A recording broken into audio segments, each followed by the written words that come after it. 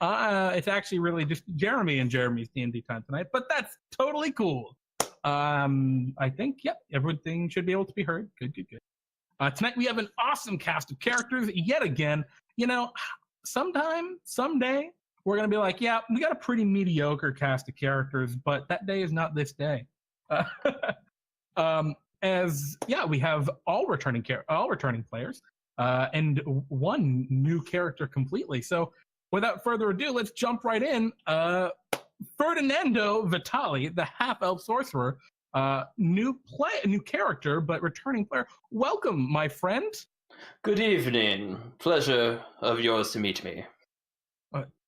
It is a pleasure of mine to meet you. I was about to say it was my pleasure. Ferdinando,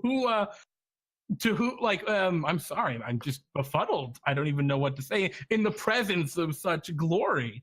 Welcome. Do not worry about it. Do you want me to introduce myself at all? Oh, I was about to, you took the words right out of my mouth. You're doing exactly as I thought. Well, I am Ferdinando Vitali. I'm the superior maestro, the author of melody, the poet of sound. I'm the world-famous maestro, actually. Oh, world-famous? Oh, yes. Everyone knows about.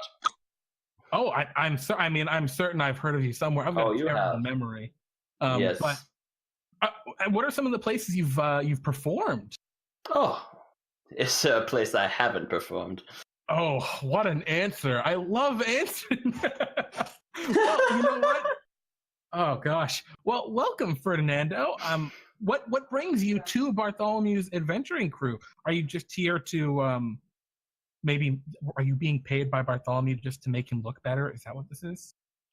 I cannot divulge such information. Yeah, I know how this goes. Bartholomew wants everyone to think that he's better, so he hires a real professional to come in. I understand, Fernando. We'll play it coy. Welcome to Bartholomew's Adventure Company, and welcome to tonight's adventure.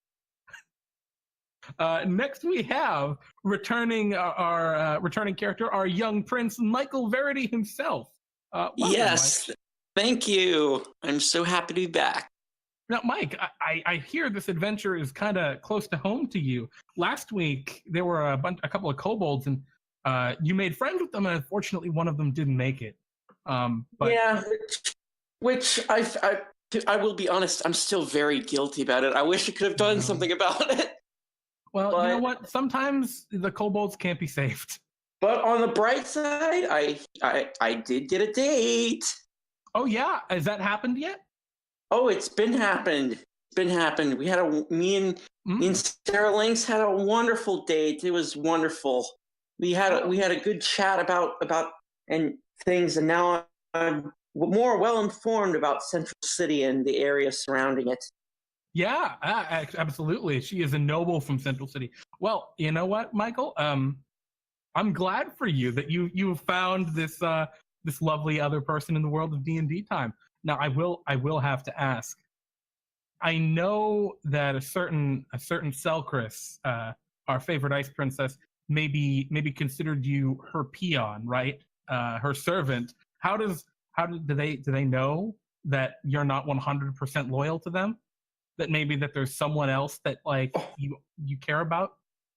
I haven't specifically told her yet. Please don't tell her. Please don't tell her. You know, my mouth is sealed. I mean, it's not like anyone can see this broadcast or anything, so I'm sure everything's fine. Besides, it's not. Besides, my relationship with Selkris is not that of romantic. It's more of purely professional. It's more of me trying to prove my worth. Of course. Well, you know what, Michael? I'm sure everything's gonna go fine. Selkris is an incredibly forgiving person. Anyway, moving along, we have our famed paladin of this great stormy cloud, Nijel Astrada. Welcome back. Hello, it is good to be back, Jeremy. Now, Nijel, I see that you sent out a message through the great stormy clouds that said, "Suck it." Was that directed at someone in particular? Well, you see, there are all manner of interferences out there. It's simply a message of it sucks to suck, and when it comes down to it, this is the truest philosophy of the Great Stormy Cloud. For You know the what? strength, regardless of its origin, is what drives us forward. The weak cannot win, simply as the strong cannot fail, for those are the defining traits of each. Well, you know what? That is beautiful. That is poetry right there, Nijel. Are you like a poet on the side when you're not smiting? I would say evil, but when you're not smiting things that you're smiting, do you do some like little poetry here and there? Poetry has its place. A warrior should be competent enough that, while both striking down, his mind can also create its own rhythmic workings and machinations. Well, you know what? This is beautiful. I didn't realize there was this deeper side of things. I didn't realize the Great Stormy Cloud felt that or encouraged its followers to feel that way. But you know what? We learn a new thing every day. Of course, for Beautiful. defeating an enemy with honor is weakening yourself, and thus the greatest insult. I see. Welcome, Nijel. I'm sure you're going to like this adventure. Next, we have Thaddeus Barrow, the human fighter. Welcome back, Thaddeus. Yes, it's so great to be back, Jeremy. We had you just the other week, right? That is correct. How was your first adventure with Bartholomew's adventuring company? It was quite an adventure. It's more than I ever dreamed I would ever be able to do, and I'm so glad that I was able to save my friend. Now, I'm wondering, are you feeling good about the future here? Are you feeling like you're going to be able to accomplish everything that you want to here in Bartholomew's crew? Or maybe as you find it maybe a little lacking? No, I absolutely just hope that I can live up to everyone's expectations and help everyone out. Excellent. Well, you know what, Thaddeus? And I mean, for those unfamiliar, Thaddeus, what's your drive? What's your MO here? I want to be a hero, like in those stories that you always read about. Well, there's no better place to become from zero to hero, or even from like pretty good to hero, than in Bartholomew's Adventuring Company, as it only takes to level 4 before everyone starts to recognize you. So, without further ado, we're going to jump right into this week's adventure entitled Kobold Rush. Last week, here on DnDTime, our heroes met a pair of free-spirited kobolds making their way out west to DnDTime's fabled frontier region, kind of Wild Westian. They were chasing a gold rush that was kind of announced in the area. Unfortunately, along the way, one of the two kobolds died in a horrible murder mystery aboard the train. And now the other kobold has started setting up their mine out here in the frontier. Unfortunately, some not so great things have been happening. And that kobold has reached out to Bartholomew to send you all to give him a hand. So y'all went to the DnDTime Central City, a large kind of metropolitan as far as medieval standards go, kind of the pinnacle of civilization in the land of DnDTime. You got aboard the brand new Central City Express, a steam engine developed by the Gnome, and made your way out west to the frontier. Getting off the train ride was without a problem, and getting off of it, you find the sun is bright, burning above. The ground is parched and dry. A few tumbleweeds roll past. The only greenery for miles are a few cactuses, and you see some large stones, stony, rocky hills in the distance. You've come out of the town of Green Meadows, not quite so aptly named. You've been told to meet this kobold just on the outskirts of town. So yeah, as you all get off the train, what's the first thing y'all do?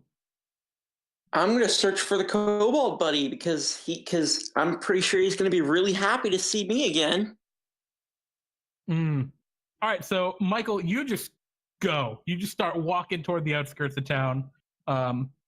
Ferdinando, Nijel, Thaddeus, you see Michael make a beeline out. He seems very excited. He's probably talked a little bit about these kobolds he met last time along the train ride. I'll follow right along. Okay. Well, at least take my time.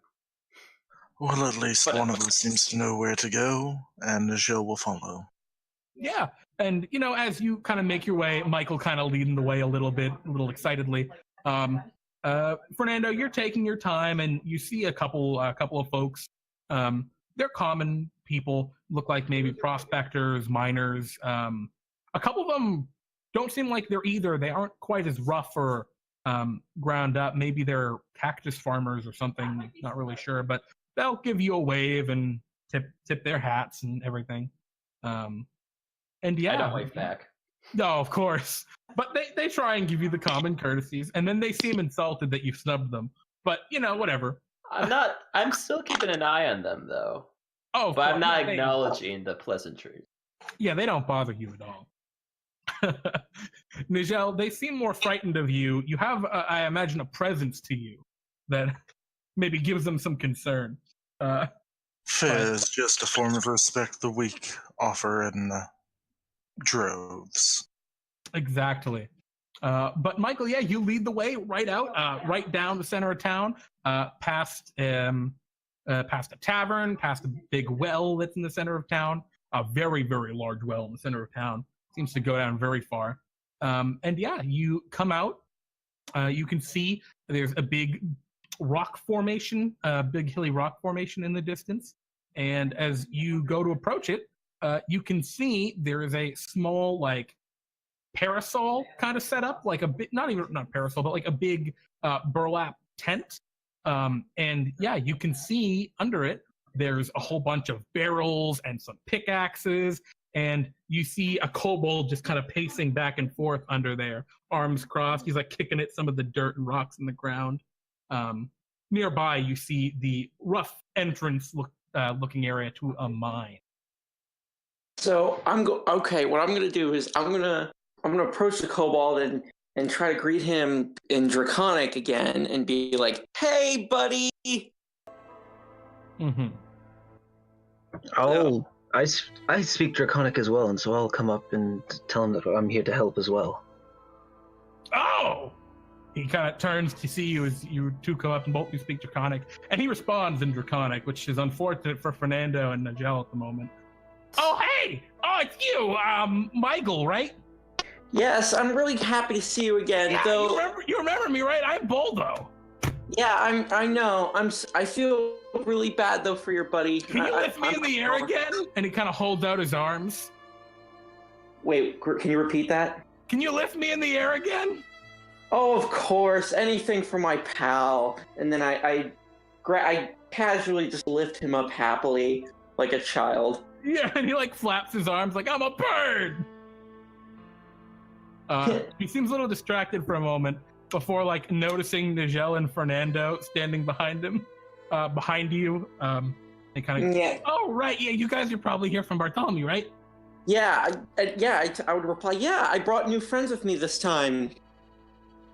Oh, can you put me back down then? Yes, yeah, sure thing. I would put him down and then pat him on the head. So, Mike. Go ahead. So, Michael, does it speak common? Yes, of course it does. I just find it funny to use Draconic. It's a language I've studied really hard in my youth. Yeah, the kobold looks toward you. Yeah, I really hate speaking common. I hate the way my voice sounds when I talk like this. You aren't alone in that camp. So it does sound shrill. Yeah, no, when I talk in common, my voice just sounds terrible. I really prefer my Draconic voice, he says to Michael and Thaddeus in Draconic. Indeed, and I'm happy you think that way. And then I pat him on the head. Wow, it's so condescending. He does not pick up on it at all. He goes, "Oh," he says in comment, "Yeah, it's a good thing I feel that way." But yeah, no, I came out here last week, and me and my brother Kobe, we were planning on starting up this mine. He kind of points out toward the mine. It was already here. It was just abandoned. apparently there's gold in it. We kind of went in. Well, I went in. Kobe died on the train. And I figured, we were going to try and get a bunch of gold to summon Tiamat, but instead I need to bring Kobe back from the dead first. So I need to get a whole bunch of gold. Well, normally I would not. Normally I wouldn't condone such rituals, but I feel bad for your brother. And You're not going to help me get Kobe back?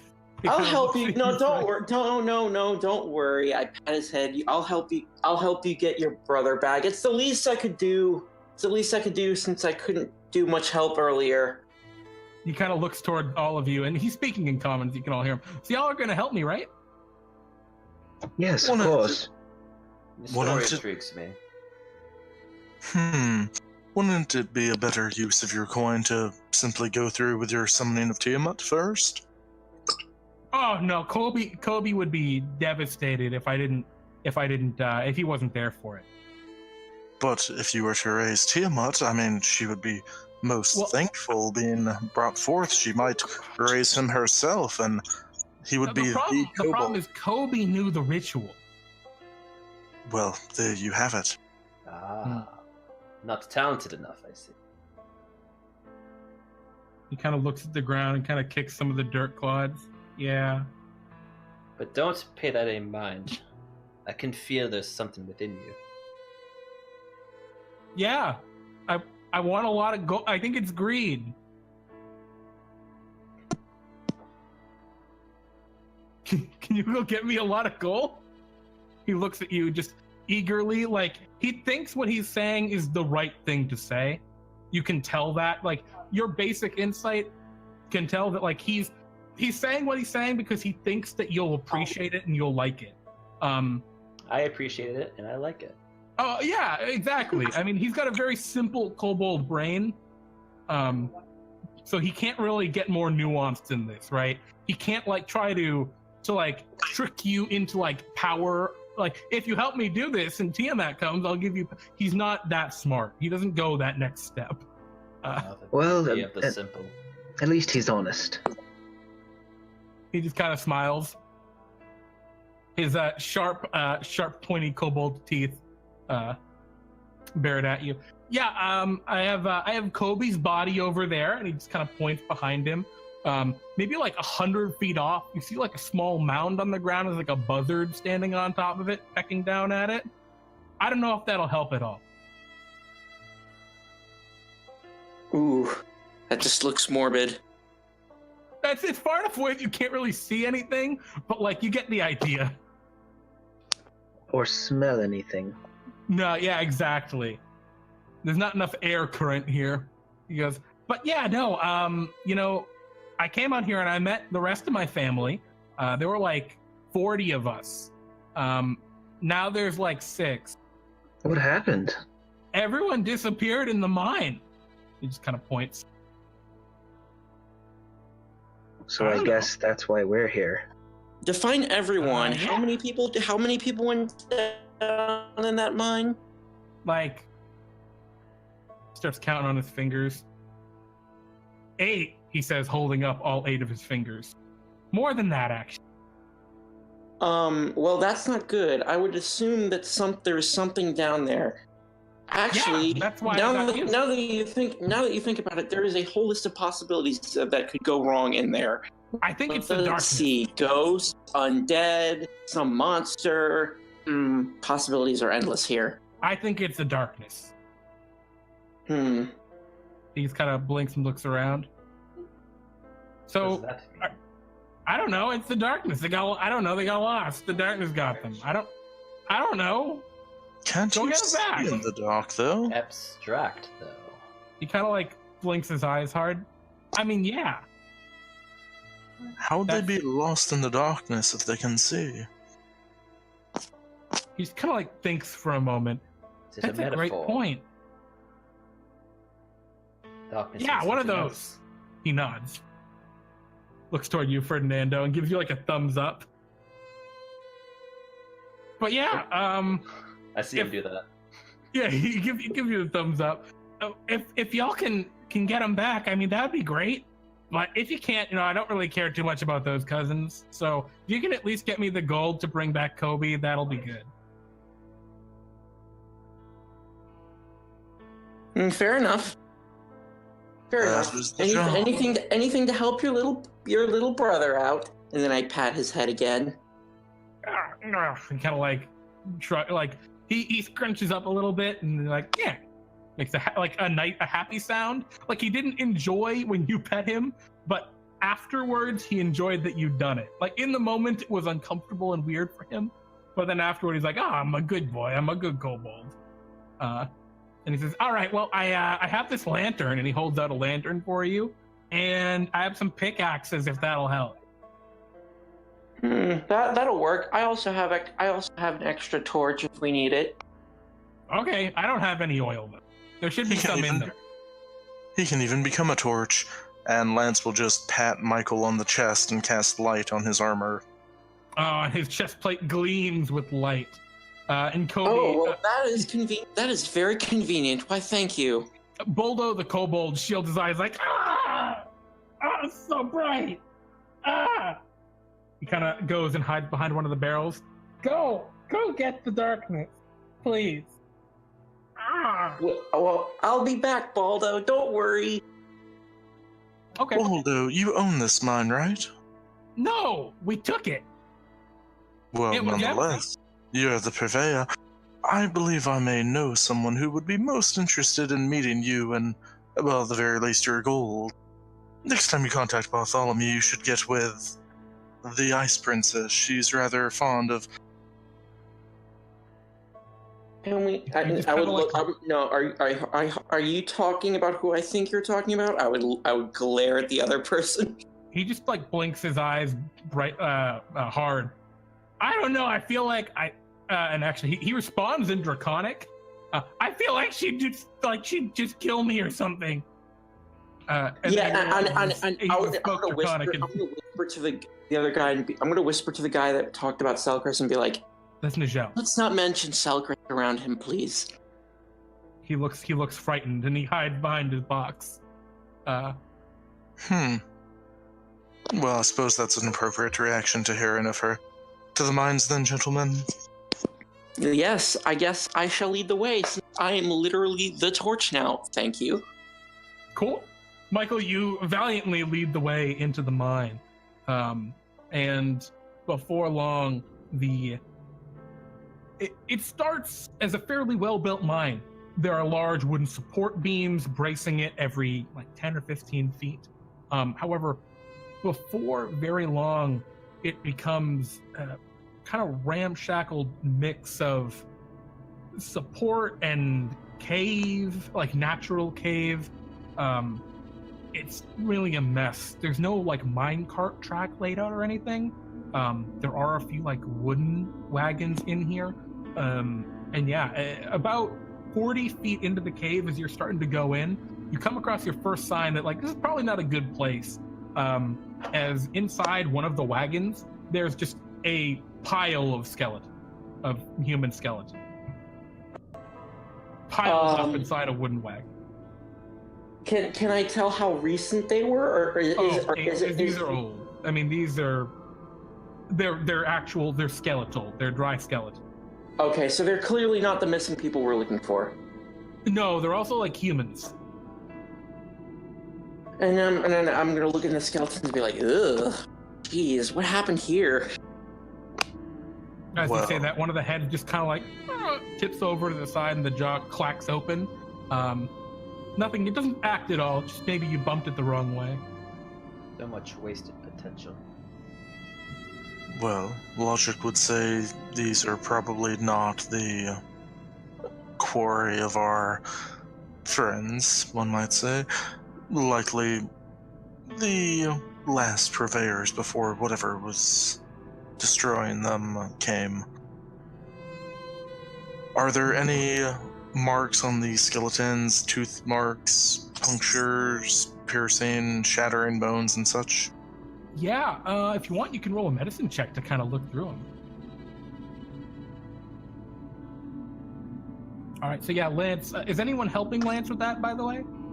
I don't think I can help. I don't think I'm good on help. My wisdom score is like -1. No.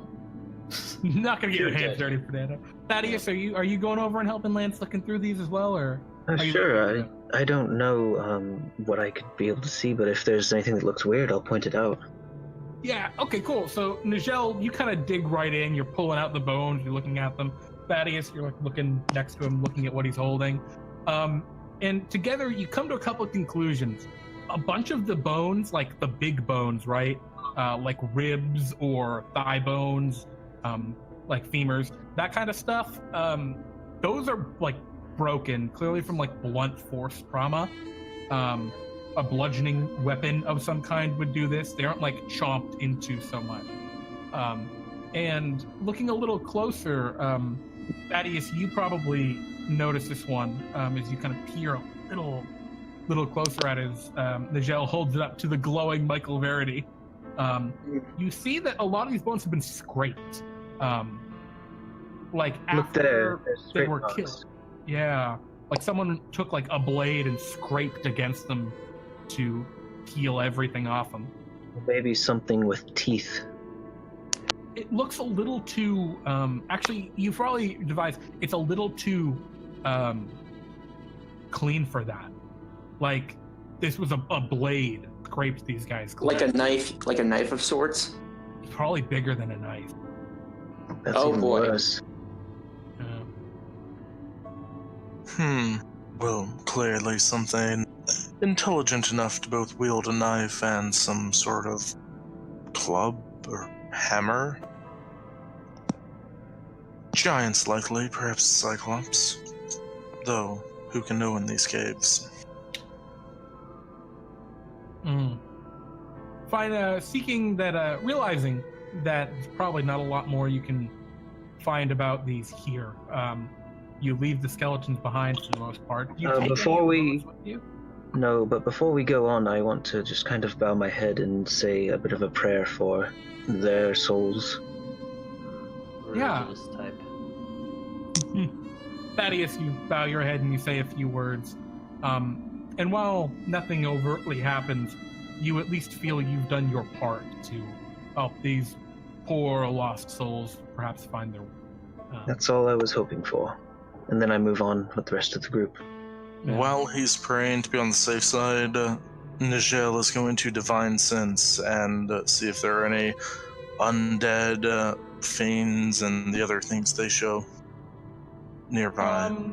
Yeah. Okay. So you do your divine sense, and for Lance, is that kind of like you breathe in the air around you and kind of breathe it, or what is your divine sense like?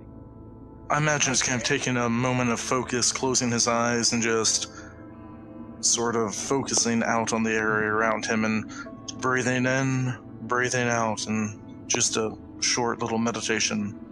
Yeah, almost like a reverberation of like thunder, like sonar, right? And it kind of, but yeah, you focus, you take your minute of meditation, you breathe, and no, you sense nothing out of them.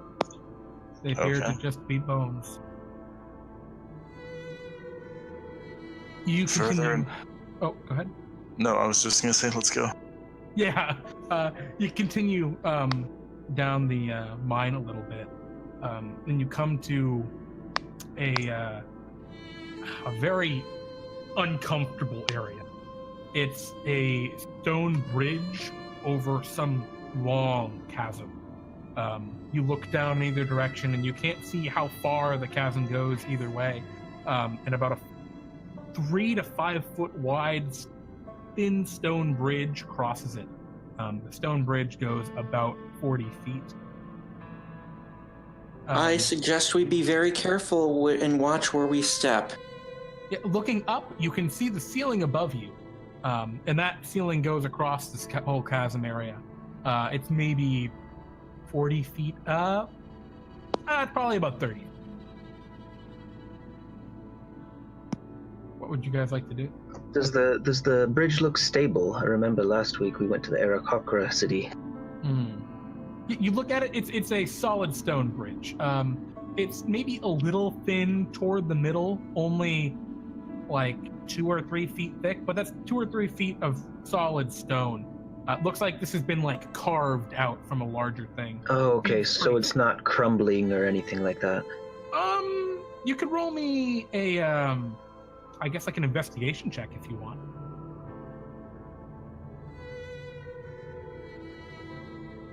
Looks fine.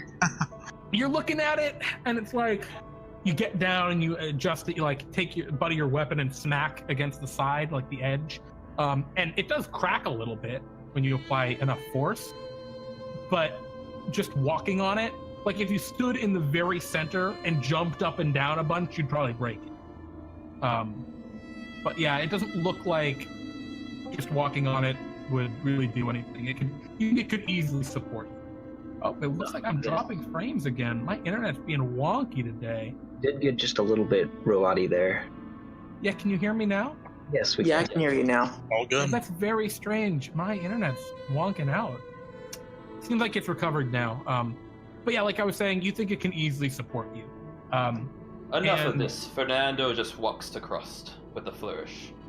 All right, Fernando, you begin to walk across. And Maybe be careful in the middle. Yeah, as you take your first step, you completely ignore the advice. But as you take your first step, immediately, you all hear like this like sound, like a whirring sound of something falling or flying through the air. And Fernando, what's your armor class? 13. Okay. A stalactite falls from the ceiling, boom, down toward you. And it's going to connect with you for, oh my god. Oh, damn. 16 points of piercing damage. Or, oh wait, that should not be 16. That should be 2d6. Oh, heck of a lot. Yeah. I was gonna say, Jeremy, don't you dare damage. kill someone with a stalagmite or Well, stalactite. the stalactite falls from the ceiling and slams into you, and it like cuts down your chest and throws you backwards. Can you roll me a dexterity saving throw now?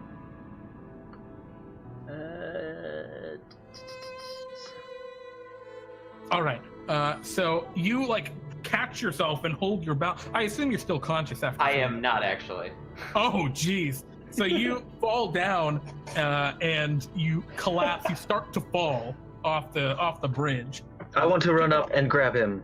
Yeah, just to say it. So to the rest of you, you see Fernando just get nailed by the stalactite, but you can see it's not a stalactite. It's this awful, pale, almost spike-shaped creature. It has these 3 nasty-looking fangs to the front and this large, single bulbous red eye.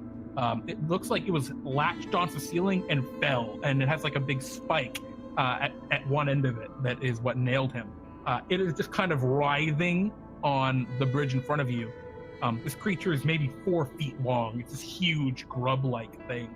And yeah, for the rest of you, Michael, Nijel, and Thaddeus, can each of you roll me... Oh, actually, anyone who's trying to save Ferdinando, can you roll me a dex saving throw to try and rush over? Or maybe Someone just a roll dexterity skill check. me a dex save, please. Roll me a dex save. Can Nijel attack this creature where it fell? Absolutely. I'm going to roll for you right now, Michael. Oh, looks like... I was going to say I can grab that. Cool. So, Michael, you're a bit slow on the draw, but Thaddeus, you rush forward and grab Ferdinando's leg as he's falling off the side and manage to grab a hold of him.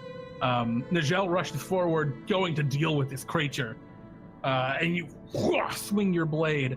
Unfortunately, though, as you kind of like hit it, it like swings up that sharp, pointed tail and deflect your blade.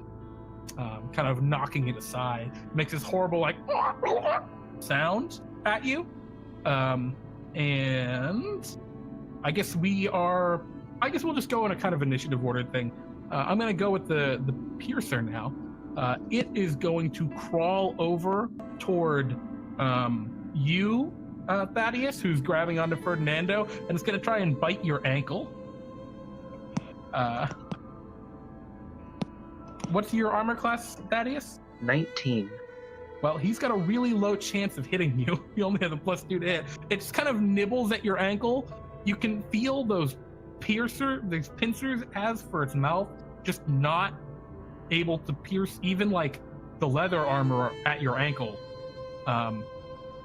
It's not very strong. Clearly, it completely relies on falling and killing its prey that way. So we're back around. Thaddeus, you're able to, I assume you pull Ferdinando up and bring him back over to safety? And then I want to stand between him and the thing that just fell from the ceiling, and I'll say, heal him, please, and then I'll go ahead and attack the piercer. Alrighty, go ahead and give me an attack. You rush forward heroically and swing with your longsword. You'll absolutely connect, and you chop it clear in half. Right as Lance kind of pulls its deflective tail away, you are able to get a good swing at it, and you chop it in half, and it makes this horrible sound as half of it falls into the ravine, flopping around. The other half, even though it's dead, continues to kind of convulse for a second or two on the platform. This horrible green ichor kind of pouring out of its its half body. What do you all want to do? I mean, it seems that there was only one for now. I'm going Nijel, to can you kick. heal him? I'm gonna kick the half that's still in the bridge off into the ravine. Like, ew, disgusting. Yeah, you get a little green goo on your shoe, but you kick it off. It falls down. You hear it falling, and then you hear a splash. Maybe 30 seconds later. Like a water splash? Yeah. Interesting. I'll keep note of that. Nijel, can you heal Ferdinando?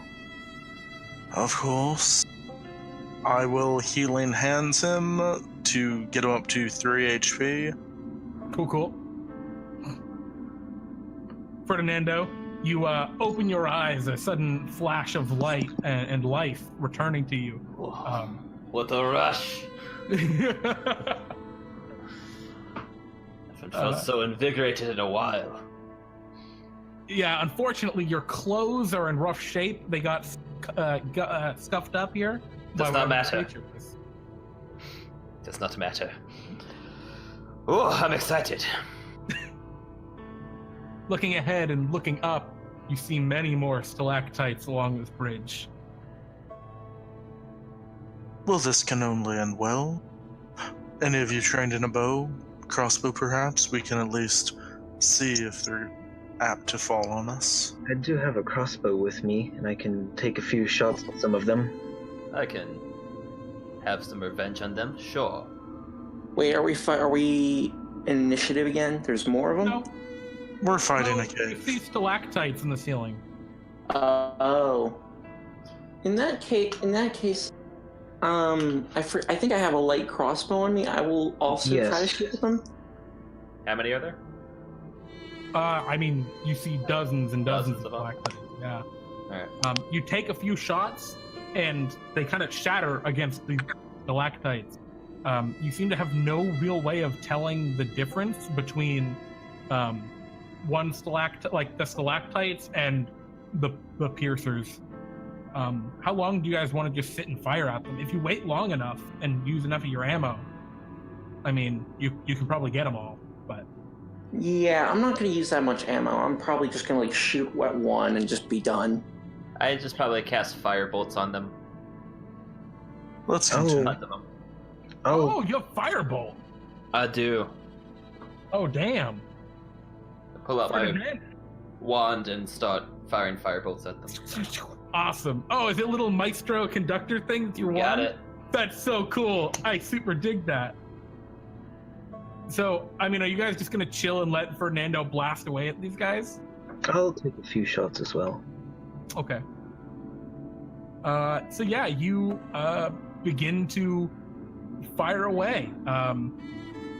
Takes maybe 15 minutes or so, you think, to deal with most of these, but after that time, a whole bunch of dead piercers have fallen off and splashed into the water far below, or flopped onto the the bridge that you're currently standing on. You think you're safe to go. I'll go ahead and take the lead, and I'll pull my shield and sword out. That'd be wise. We should be wary as we go. Yeah, Thaddeus... Oh, sorry, go ahead. Oh, I was just going to say, Nijel follows along, and each quote-unquote turn takes the dodge action to get that sweet bonuses. You're carrying those shields above your heads, ready to roll. A few more piercers fall from above. However, with their disadvantage, there's no way they actually hit you guys. You bludgeon them off the side with your shields, and you find yourselves across this chasm in relatively little time. On the other side, on the little platform that leads back into the tunnel across from the chasm, you find something interesting. You find a bucket. Actually, you find like 3 or 4 buckets, a whole bunch of rope. There are some like hooks, they're not really hooks so much as spikes driven into the wall, like pythons that the ropes are kind of tied to, and they're also tied to the barrels. And you see some smashed up skeleton. Is there anything in the bucket? Yeah, you look at them, there's a little bit of dampness at the bottom, like water. Oh, okay then. Yeah, whatever something was using these to get water, it seems. Well, it seems my hunch is correct. It appears they've been getting water from that chasm.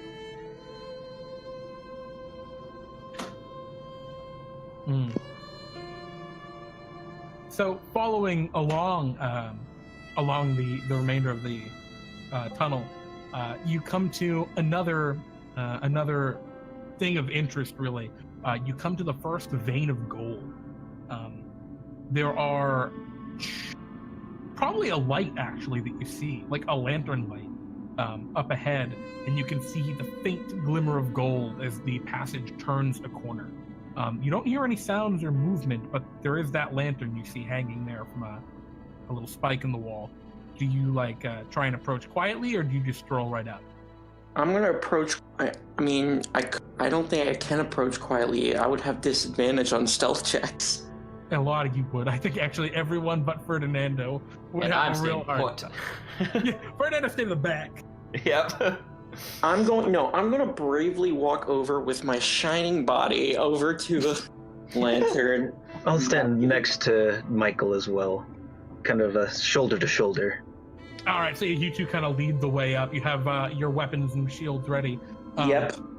You come up to where this lantern is, and yeah, it shines brightly over a very a vibrant vein of pure gold in the wall.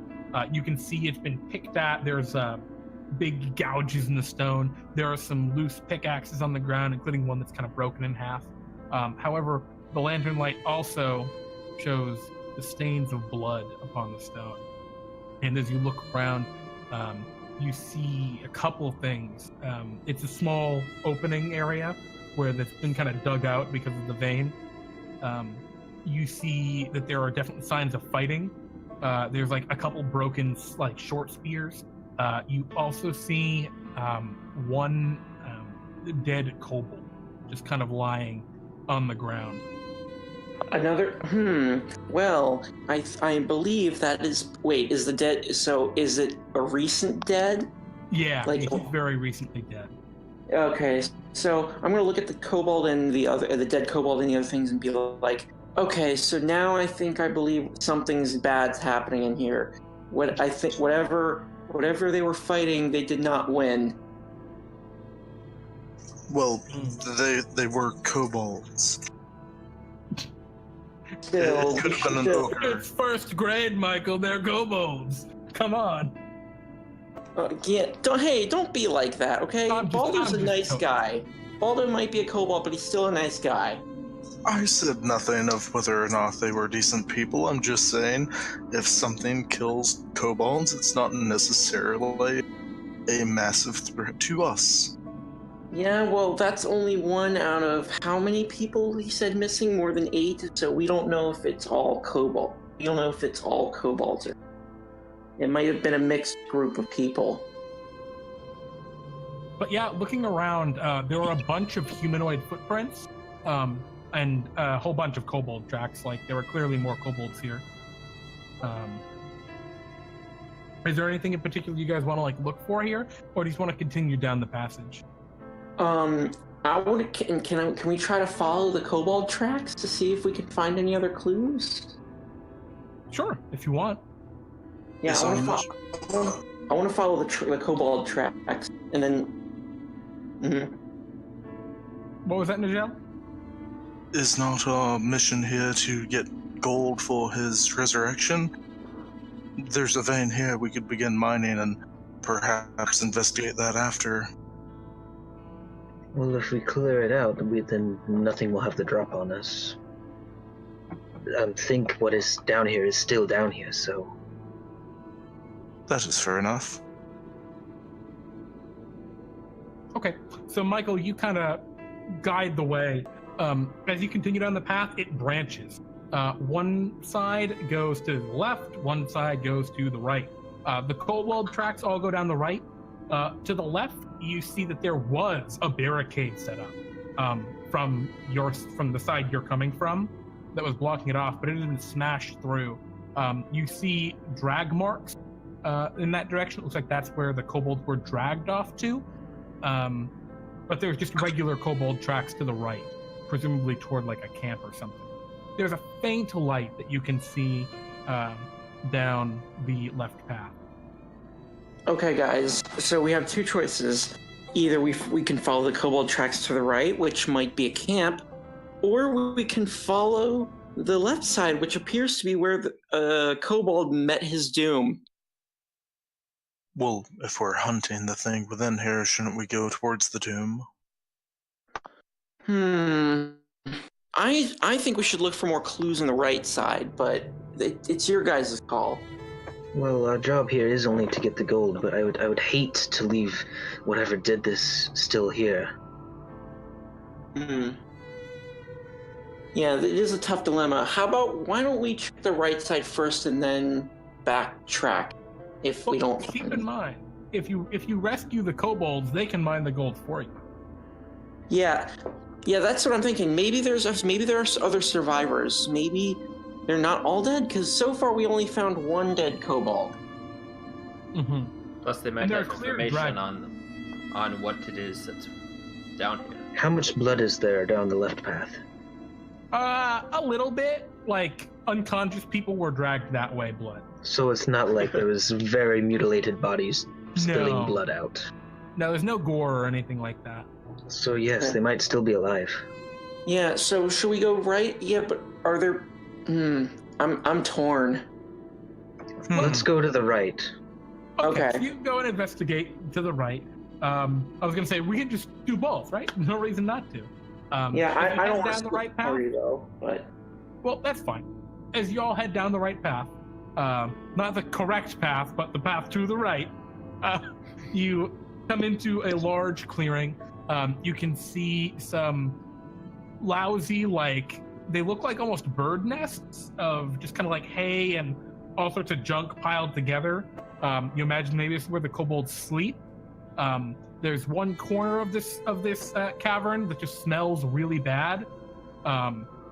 You don't bother to go looking over there, but you can imagine what it might be for. yeah, that's gross. Yeah. There is a couple barrels and crates, some mining equipment. One of the barrels is pried open, and looking inside of it, it appears to just have some stale ale in it. Prying open, all the crates are also pried open. You see little scraps of what maybe used to be dried meat, but it's all gone. So it's just an empty room. Okay. Yeah, pretty much. Well, there's nothing here. Let's quickly backtrack and head to the left side. Yeah, it wasn't super far. Yeah. Cool. So you make your way back and head down the other path. And before long, you can see that up ahead of you is a bit of light. You hear a burbling sound, and the entire room, the cavern around you, starts to get hotter. as you continue down the path, and it opens up into a large cavern with little bits of bubbling lava and steam geysers shooting up. On the other side of the room, you can see a small, like hide and leather tent that's actually set up in here. You can see it has a couple of like human skulls popped up on the top of it on some sticks. And yeah, you don't see anyone currently around. To get over to their side, there's a bunch of like stone platforms you'd have to jump from one to the other that's in the lava, sticking up out of it. And yeah, there's a path continues down that side. So wait, the only way to get across is to jump on these platforms?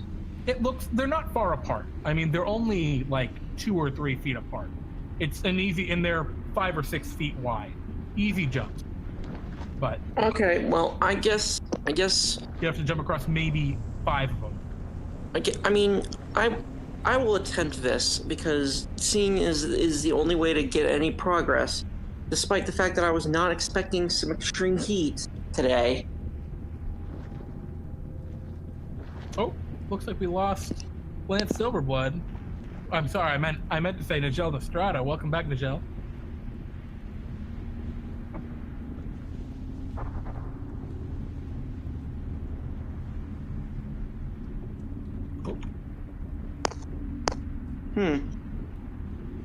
Alrighty, it looks like we might be losing Thaddeus. Something's come up, but that's all good. We'll catch him next time. Thaddeus opts to stay behind and to check out the Kobold ruins a little more, insisting that there's more to find. Yeah, y'all have continued this way without him for now. Yeah. But yeah, the rest of you, you see this kind of lava chamber before you. What would y'all like to do? Well, am I still trying to make it across? Oh, are you just straight hopping across? I mean, you see like a tent set up on the other side. Like, there are definitely other people. I mean, nothing ventured, nothing gained, and it's the only way to make any progress. So, cool. So, Michael, you jump over to the first platform. There's a bit of a jingling sound as Michael's armor kind of clatters as he jumps across. And as that happens, Nijel, Ferdinando, both of you can see that there's movement in the tent. Like something is alive over there. Lance, no, you don't sense any. What does it sense for? Celestial fiends or undead? No, you do not sense any celestial fiends or undead at the moment. Do you two want to do anything, Fernando and Nijel? Is Michael starting to make his move across, and something is alive on the other side? And actually, no. No. Just a second. Right. What was that, Fernando? They're in tents, or like there's tents on the other side. Is that what you said? There's one tent. One tent. It's like a kind of large tribalistic tent. How far set away up is in it? this cavern. Maybe let's say 40, 50 feet across the lava, other side of it. Okay. I want to like hold a firebolt aimed at the tent if anyone attacks him. Okay, so you're ready to roll. You got your firebolt ready. Mm-hmm. Awesome. And Nijel? Oh, Nijel, you're getting that pistol ready. You're taking aim. Okay, awesome. Oh, did we lose Nijel again? Yeah, I think we did. There we go. Having some Discord trouble, Nijel? A little bit. Weird. It's a weird night. Internet all over the place is weird. My internet's weird. Yeah. Pete's not here. Stuff happens. Yep. Okay.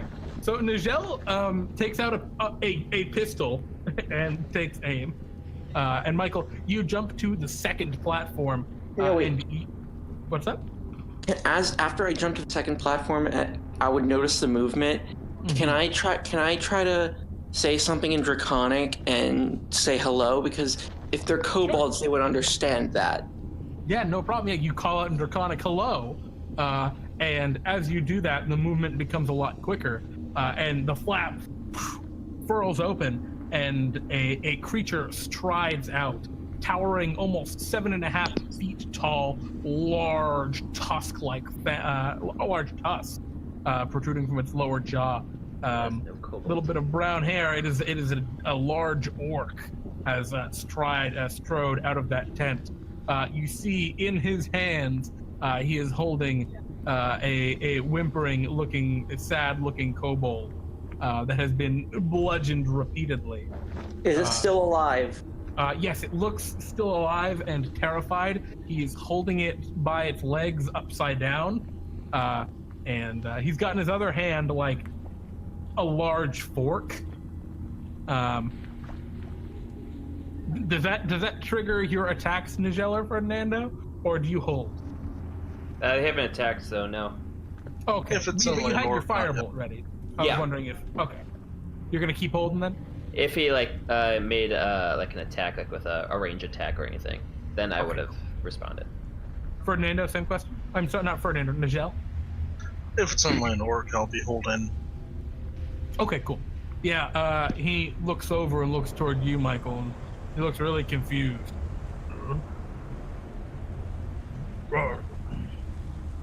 What are you doing here, human?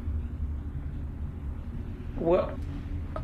Is he speaking to me in common? Yeah, he's speaking in human. In common. In human. Nice one. He kind of looks at the Anyway, kobold. I'd be like, He smacks the kobold on the head, and it kind of goes into a daze, and he throws it back into the tent behind him. so I'm gonna. I would like to ask what you're doing to those poor kobolds, because we were sent here to investigate the disappearance of some people. Kobolds or some other people down this mine. Eating them. Not a lot to eat here. You're eating the kobolds. Kind of like, yeah. How? They came into our mine. So we're gonna eat them. Oh, that's fair. Kobolds? Exactly. Those can't taste good. No, they don't. Junk food. They Then kind of why like are you eyes you eating up them? a little bit, Nijel. There's not a lot to eat. At least there wasn't. Do you cook them? Hey boys! He kind of calls back, and you hear some more movement from the tunnel back behind him. Why don't y'all come over and we can have a chat?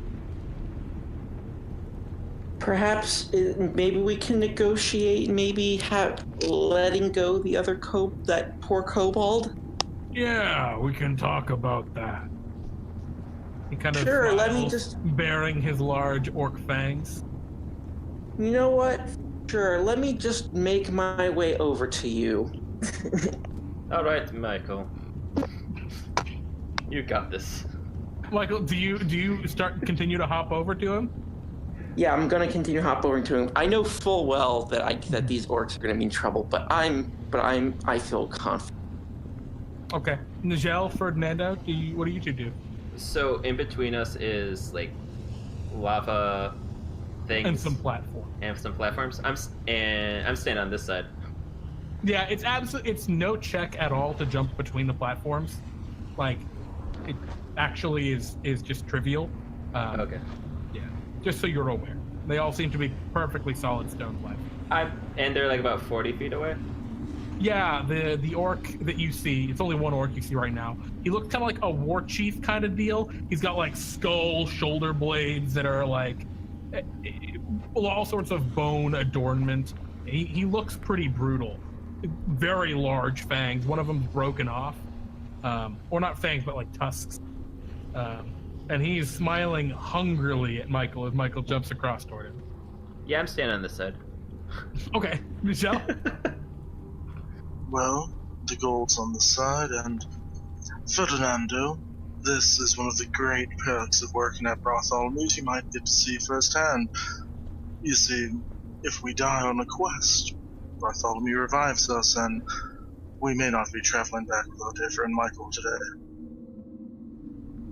Michael, you continue to hop across, and as you hop another time, you can actually, you've hopped across so many, you're maybe one platform away. You can actually see through the flaps into the tent. There's like a big wooden cage inside of there with like, it's stuffed with kobolds. They're like up against the bars, maybe like 25, 30 kobolds stuffed in this tiny little cage. They don't look super happy. Oh my, poor kobolds. Now I feel very compelled to go talk to the orcs, even though I know for a fact I have a gut feeling that the orcs try to gut me. Yeah, they definitely want to eat you. And as you're kind of like getting closer, the orc chieftain looks over toward Nijel and Ferdinando. Why don't you come on over? We don't bite. I have trouble believing that. You see about 4 more orcs kind of stride in down the hall, kind of laughing to each other. They're kind of like hitting each other a little bit, and like they get into a bit of a fight. One of them socks the other one in the jaw, like a really heavy hit. Then they kind of stop and they get see you two, and they all get this like hungry look in their eyes. They're like, "Hey, boss, we got company." "Yeah, we do. Come on over. We can have a nice chat." No, I'm good here. Well, I'm already heading over though, so. Yep, he's just gesturing for the rest of you. I'm always one for a good chat, though. I'm not a big fan of lava nor of kobolds. That's really that one's specialty. Well, you know, I guess sometimes it's just how it is. Michael, you're at the last platform. Do you hop over? I'm confident. I'm gonna look at I'm gonna hop over to, on the last platform and meet up with the orcs with a confident smile on my face, as almost as if I'm stupid, but I'm not. I see. Yeah, the orcs think you're stupid. They're like, "Yeah, come on, we'll have a chat in my tent. We can talk about these silly kobolds." And he kind of goes to gesture and lead you toward the tent. The other orcs look over at him and say, and he says, "Why don't you get the rest of our company?" And the orcs begin to hop across the platforms toward you, Nijel and Ferdinando. How many orcs are there? You've seen 4 so far. Yeah, you see 4 at the moment. 4 and the chief. Each of the orcs have a large kind of great axe strapped to their back, and a few javelins as well. Ferdinand, do take a step or 2 back. Yeah, right. So yeah, at this point, they're like quickly hopping across toward you. Are we at a point where we want to jump into initiative here, or are you gonna just let them come over to you? Nijel will come towards the edge of the lava and hold an action for when the 4th gets within 10 feet of him, if that's a tip at all of what he might do. I sure hope you guys aren't thinking of combat immediately, because I still have a trick ace in the hole. Well, the problem with that, Nijel, is like readying your action, right? That's like you got your hand on your gun holster. There's a very good chance that they see that. You have to roll a sleight of hand. It's an innate racial ability as opposed to an attack. Oh, I'm sorry. My apologies. I thought you were talking about the pistol. Cool. I see. You're talking about your Aasimar. Indeed. And Ferdinando, are you doing anything? Are you like backing out, or? I'm backing up. His ground. Probably about, I don't know, like, can it be back like 25 feet of, Yeah, you back into the tunnel like, whoa! Yeah, I'll stand back a bit, but I want to still be able to see them. Yeah, the orcs kind of are jumping across pretty hungrily. And Michael, you're brought into the tent with the orc war chief, and he gestures to a large bundle of they look like femurs that have been tied together. It looks like he's sitting on them like a stool. Sit down. Let's chat. Okay. I would be a little uncomfortable with the fact that the chair is made of bones, but I would sit on it anyway. Okay. It's at this point that the orcs get to Nijel. Nijel, your triggered ability would go off, and then we would need to roll initiative. So Nijel, we'll start with you. You use your fallen Aasimar, your roll. They're all right up there at the last stone before they get to you. So Necrotic Shroud. That'll be some charisma saving throws. And Nijel, the black wings of the stormy cloud unfurl behind you. And for just a moment, the orcs see the true power of the cloud. And they're going to have to roll charisma saves. Suffer me now. Beautiful. Alrighty. Well, 3 of them are going to fail. One of them is just getting in like a little bit of a bloodlust, so he's ready to roll. So what happens to them when they get frightened of you like this? They just are unable to move any closer to you, right? And I do believe had disadvantage on attacks. Oh yeah, absolutely. So they all kind of hold up in fear immediately of your now terrifying visage. Ferdinando, you can see it up in the distance. Nijel has manifested these horrible wings. But you can see it's from behind, and you're far enough away that it doesn't seem to bother you too much. It's just weird. No, I think it's beautiful. No, I'm sorry. You're right. My apologies. It's beautiful. Michael, you're still in the tent, and the Orc War Chief doesn't know what's really happened at the moment. So I'm going to ask for everyone to roll for initiative, but Mike and the War Chief are not going to be rolling this round, or not going to go this round, because they're sort of distracted. The orcs are going to get a 12. Oh, okay, all the orcs are going to go at the same time. And you got for Michael? Yeah, you got for me. You still want to get for me? All right. So, no surprise here. Nijel, you are the first to go. What would you like to do? Well, actually, I should probably roll for Michael. Michael Verity is going to get... Mike, you're going to go last. Oh, man. An unfortunate one. It's my curse. I always go last at initiative. It's my curse. So it seems. All right. So yeah, Nijel, you're the first to go. You unfurl your wings, and the orcs look before you, and they growl, and one in particular steps forward, and says something like, "I will feast on your flesh," or whatever. What would you like to do? Seeing one of them still having his spine after this, Nijel will draw his scythe, although I suppose it's more of a sickle, stride towards him and attempt to slay him. Awesome. Yeah, so you jump down onto the platform with him and slice. I assume, are you moving onto the platform with him? Otherwise you wouldn't be able to hit him. Yes. Cool. So you leap down, slash. 23 will absolutely hit. Go ahead and give me your damage on that. That's just a 10. I'm not sure why it's popping that second. That's weird. It's giving you a d10 on that. Anyway, so yeah. 13 points of damage as you slash down onto this orc. He looks really bad as the blade slices across his chest.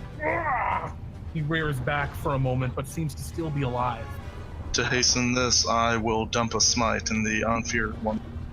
Awesome. So there's a explosion of thunder as you smite this poor orc. And I think there's a chance he lives, but that was not his chance. The thunder blasts across and the orc screams. Blood goes everywhere and he falls backwards onto the platform that he was standing on. Seemingly, actually not seemingly, just straight up killed. The remaining 3 orcs are terrified and immediately take out their javelins, being they're just out of range, and all throw at you with disadvantage because of their fear. First javelin's gonna be a 9, second one's gonna be a 12, third one's gonna be an 11. Javelins just whiz by you, kind of passing through your spectral wings for a moment, Nijel, as they are unable to make contact with you. they kind of cower a little bit and take a few jumps back to a further platform. We are now to the Orc War Chief, who turns away from you for a moment. Michael, do you do anything when he does that? I would just say, I would just ask him if something's wrong, and then I'm trying to be peaceful about this, because unlike my previous adventures, I'm trying to reach a different conclusion. Yeah. Well, unfortunately for you, he grabs his great axe and turns back around to you, and he says, "Nothing's wrong yet. Dinner." And at that point, and then immediately at that point, I will pull out my sword and shield and be like, Exactly. So that's what happens with you two this round. Ferdinando, what would you like to do? So there's 3 orcs currently, right? Yes, one of them just got trashed, and Nijel just wrecked him. Okay, I'm going to cast a firebolt on one of them. Cool, you conjure your firebolt, aim your little maestro wand, and fire away. With a 7, yeah, I think that one's going to go a little wide. The heat distortion from the magma kind of throwing it off kilter. Yeah, unfortunately going wide. However, it looks like Nijel is currently blocking any path of theirs back toward your side, unless they took a really ballsy jump, which they could try. We're back to top of initiative. Nijel, what would you like to do? Is there any way I can get to the rest of them with keeping myself between me and Ferdinando? Fantastic. So what was that? Oh, bingo, we have Thaddeus. Yeah, we get Thaddeus. Thaddeus returns. We'll get to come running up from behind to whatever situation I find. What do I see? There's a whole bunch of orcs that it appears combat has just begun. You come running up next to Ferdinando in the back, and we'll get to you in just a moment, Thaddeus. Right on time, Thaddeus. Right in time for the fight. You want me to roll Nijel, you're asking initiative? if you could get closer? Yeah, please. Nijel, you're asking how you can get closer to them? Well, can I get closer to one of them, but continuing to keep myself interposed between myself and my very squishy ally? Absolutely. You'd have to jump onto the platform they're on, but yeah, you could definitely do that. The bright side about the platforms is it allows you to make like a wall, basically. A man wall. I will be a man wall, and I will make Bartholomew's adventure great again by smashing this boy. Oh, no. Oh boy. Alright, you rush forward and shing, take your scythe, you swing it across, cleaving across the chest of another orc. For 11 points. It also screams out in pain, but still stands. I'll just look right close at him. You'll forfeit now. Oh shit. He's terrified. Actually, he's not terrified anymore. The fear effect's over, but he's terrified. So, Thaddeus, it's now your turn. You rush down the hallway next to Ferdinando. You just watched him blast off a firebolt. You quickly turn toward him, and he gives you the "there are orcs, we're fighting them" kind of look. What do you do? Oh, I'm sorry. You're in a room filled with lava, and there are a bunch of like stone platforms. Currently, Nijel is standing on one of them, battling orcs. I will run up next to Nijel and do the same. Cool. Yeah, you leap down onto the platforms and stand behind your ally. Go ahead, make me whatever attack or anything you're going to do. Take your long sword, shing, slash down across the same orc Nijel just hit, and finish him off as your blade and his kind of make an X across this orc's chest. It falls backwards and splashes into lava, begins to burn up. Awesome. We are now to the orcs. The 2 remaining orcs there look at each other in fear. However, they take out their great axes and begin each swings at a different one of you. So this is going to be against you, Nijel. He takes his great axe and drops it in the lava. Oh, uh-oh. The other one No, like this, dummy! And he swings it at you, Thaddeus. And the great axe, bam, hits you square in the chest. How does that feel? It hurts, but I hate to say this, Jeremy, but my roommate is not having a good time right now. I need to go and be there, so I just came back, but I gotta go. So Thaddeus gets knocked on his axe and crawls away. Perfect. It's all good, dude. Don't worry about it. I understand. Much more important things than this right now, I'll tell you that. Awesome. At least it's fitting. Not my tempo. Inside the tent, the orc war chief looks toward you, Michael, and says,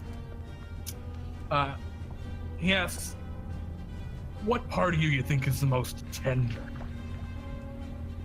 How about you're not getting any part of me? And he swings his axe at you. My armor class is 18, so. Okay, for some reason it doesn't roll the damage. I got hit, didn't I? No. All right, what's your armor class is what? Sorry? 18. 18. Well, he only got a 13, so he misses with his first swing and comes around for a second. No. And this is again as you kind of jump, and he cleaves and destroys the bone bench you were previously sitting on. We are now to you, Ferdinando. What would you like to do? Firebolt you see in one of the Thaddeus orcs. crawling away. Firebolt's one of the other ones. One of the orcs. Good! Wonderful! Yeah, you take your firebolt and go to blast away. Unfortunately, it goes wide. Wow, you're just rolling bad. Dude, those are twos. Gosh, that's unfortunate. Yeah, the firebolt goes wide, and the orc just kind of like, huh? It kind of gets caught up in everything. At least they don't know I'm here. Yeah, right? As the orc war chief calls out as kind of a free action on his turn, he yells for everyone else, come on! We have people are attacking. And you hear a clattering of more footsteps for maybe a few more orcs making their way down. We are now on to Michael's turn. Yeah, Mike, what do you want to do? Yeah. Well, I'm gonna. My battlemaster skills will be coming very handy in this one. I'm going to make an attack with a longsword, and I'm going to initiate trip attack if it hits. All right. Oh, damn. Okay, cool. I'm going to try to go ahead and. Oh. Yep. So go ahead. Yeah. So I'm going to try to use trip attack on the orc on the orc chief if it hits. Awesome. You take your magic longsword and you swing at the orc. Does trip attack give you a bonus to hit? No, trip attack gives a bonus to damage, and you have to make a save, and the orc has to make a strength saving throw or get knocked prone. Yeah, unfortunately, you swing and your sword is parried. He kind of smacks it away with the butt of his great axe and growls at you menacingly. Then I'm not done. Then if I miss, I'm going to okay. No. I'm gonna action surge, and I'm gonna do it again. Awesome. So you roar right back at him and swing, and this time you connect. You slash him in the thigh, and he gets hit by your trip attack. What does that do? Trip attack. I forget. He has to roll a strength save or get knocked prone, and I deal 1d8 bonus damage from superiority die. Alrighty, yeah. So you're gonna hit him for 16 points of damage. It's a meaty hit. Gonna roll a strength save. He's very good at those, yet he still fails as he also rolls poorly, Ferdinando. And he falls to the ground as you slash him in the thigh. Can I then point my sword at him and try to make him surrender? You can try, sure. I'm gonna aim my while he's prone on the ground. I'm gonna aim my sword and right on his neck and be like, you seriously underestimated me. I'll give you a chance. If you stop now, I'll let you go, and the kobolds will be freed. No problem here. And can What check would I have to make for that? Well, I'm gonna roll a persuasion check for you, or intimidation check probably. Okay. I'm gonna roll that. Wow, that's a 22 total. Yep. I'm gonna roll his, I guess, wisdom's. He got a 14, so he's definitely worried. You probably haven't. I don't think you've beat him down enough yet to like make him afraid of that, but he's definitely like concerned, given you just knocked him on his ass. Yep. He's so is he feeling- going to take my advice or no? Like I said, you probably would have to do this at least another time, maybe 2 more times to really get him. Right now, you've only hit him once, and he's still feeling pretty good damage-wise. He's not even below half yet, so he's not too concerned. But yeah, he definitely underestimated you. He realizes that. And Nijel, it's your turn. There are the 2 orcs remaining on your platform. They do not look great. One of them doesn't even have a weapon anymore. What do you want to do? I will look to the one with a weapon and strike out against him. Cool. You take your blade and shing, and continue to roll like a god as you actually just kill him. I think. No, you barely don't kill him. He remains alive. I will lean in close and say, "Do yourself a favor. Run." Okay, cool. Yeah, he's not feeling great, so he's gonna growl at you angrily. Actually, he keeps his wit about him, seemingly holding on despite all odds. And we jump to the orc's turns. He is going to swing his great axe at you, Nijel, which he misses. But then the other orc is going to, the one that's unarmed, is going to bull rush you and try and push you into the lava. Can you roll me a strength athletics check or a acrobatics check? Your choice. Oh man. Blood slams into you, and you kind of fall backwards. The bright side is you don't land totally in the lava. You land on the sinking orc body in the lava. But the lava itself begins to burn away at you. So you're going to take 9 points of fire damage as you kind of splash into it and your armor begins to heat up. Now we're on to Ferdinando. What would you like to do? You see up ahead, your friend has been pushed off of his platform. I'm going to focus myself. You're like, I can do this. Firebolt the one that has a weapon. Yeah, you hit him with that. For 3. But you know what? That 3 is all you need. The firebolt hits him in the eye, and he's he kind of freaks out and begins to clutch at his eye, and he falls backwards and also trips into the lava. You have exacted him with your firebolts, but he will slowly now burn to death. Yeah, as you finish him off. Are you gonna move up, or are you going to stay back where you are? Okay, cool. Yeah, awesome. We are back at the top of the initiative order, which means Nijel. There's 1 orc remaining, and you are in the lava. What do you do? Is it going to be a check to get out of the lava? Yeah, it'd be an action to try and climb yourself out of the lava. You can do it for free, but it's an action. Can I use a bonus action and make a roll for it? No, unfortunately, you're just kind of... It's just because there's so much of it, it takes too much time and effort to, like, pull yourself out, right? Okay, I will climb myself out, and I don't think I have anything too fun to actually bonus action myself with. Cool. Oh wait, no, actually I do have a few interesting things that I can bonus action, so I will Shield of Faith myself. Awesome, yeah, cool. The divine power of the storming cloud protects you. On the other side, you see 2 more orcs rush in. These 2 just kind of have javelins. They don't have big great axes. And they rush in and they're like, oh shit. They seem a little concerned.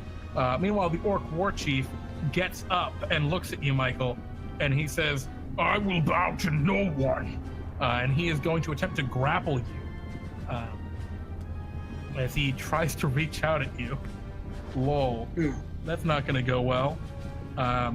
You're easily able to throw his arm back, and in anger, he goes and just takes a punch at you. With an unarmed strike? Yeah, an unarmed strike, because he threw his axe aside to grapple you. With the second attack, he just punches you for 5 damage. And he's roaring very angrily as he does this. Cool. And with that, we jump to Ferdinando. Okay, so there's 2 other ones that just showed up, right? Yeah, there are 2 new ones still on the other side, and there's one on the platform with Nijel still. How far away the new ones from the boss guy? They're close. They're only about 10 feet. Okay. They probably notice what's going on there. Michael's probably about to get swarmed. I'm going to kick this up a notch and cast Chaos Bolt on one of the javelin guys. Oh, cool. You blast your Chaos Bolt. Nice. Good roll. Go ahead and give me your damage. All right, so that would be... A 3 and a 5. Fire or lightning? Since I've been doing fire, let's just do fire. Yeah, the bolt of fire streaks out and slams into one of the new orcs, and he screams as he just immolates and begins to burn up. He spends his turn trying to pat himself out, but succumbs to your fiery blast. You actually one-shot him with that. It was a ton of damage. Much better. Yeah, a much better round for Ferdinando. He's hit the crescendo. Yep. Fantastic. We're back to top initiative. Nijel, there's the last orc. Who's on Wait, you forgot? Did you skip my turn? No, you're right. It should be Michael. Michael, what would you like to do? Yeah. Yeah, I'm going to. Since Orchid made a fatal mistake, I'm going to use my last superiority die to attempt a trip attack again and knock him flat on his ass again. Okay, cool. You take your blade out and you slash at him again. Unfortunately, you miss again. Only a 10 to hit. Darn. Yeah. You don't use superiority dice until you hit. Oh, yeah. So it's not like those aren't wasted. Okay, so that's good. Okay, so but I'm going to tell him. I believe I haven't made myself clear. I'm a prince. I'm giving you an option. We don't have to be enemies. All right. So you're gonna try and persuade him? Yep. I'll roll persuasion for you, which it's a natural 20. Yes. Says, Prince, huh? What can you give me? Why shouldn't I just eat you now? Because I can give you something more higher quality than just someone like myself. I can provide you any fine food that you want. And much of what you desire. Yeah, he seems to be seriously considering your offer, and he's like looking at this stuff, the kobold stuffed in the wooden cage. And then I'm gonna say, all I ask is that you let the poor kobolds go. Now, here's the thing, Michael. Are you being honest with him here, or are you trying to deceive him? I'm being honest. I would give him. You'll actually bribe these orcs to not do it. Yeah. Okay. Cool. I dig it. Fantastic. Nijel, it's your turn. What would you like to do? Am I in melee of the unarmed orc? He's about 5 feet away from you, so like you could take a step forward and be in melee with him, but you aren't currently. With my movement, could I get to where the new javelin orcs appeared as well as the chieftain? Yes, but you would pass by that orc. He'd be able to make an opportunity attack against him. Albeit it'd be with his fist, but... Okay. You want to do that? I can probably drop him in one go. I will attempt to slay him as I head towards the chieftain. Cool. You swing your blade, and what happens? Unfortunately, it actually doesn't. The first time you miss, this orc just kind of like backs off a little bit, and your blade narrowly misses him. What do you want to do? You know what? He's unarmed and we have artillery in the back. I'm going to continue towards the chieftain because we have one guy alone in a tent with the chieftain, and I don't know how that's going. Yeah, he punches at you but misses, and yeah, you jump across and you get to the other side. That's probably the end of your round there. Bingo. The orcs that are remaining, or there's the unarmed orc and the spear orc. The unarmed orc jumps across and begins to run at you, Ferdinando, screaming in orcish.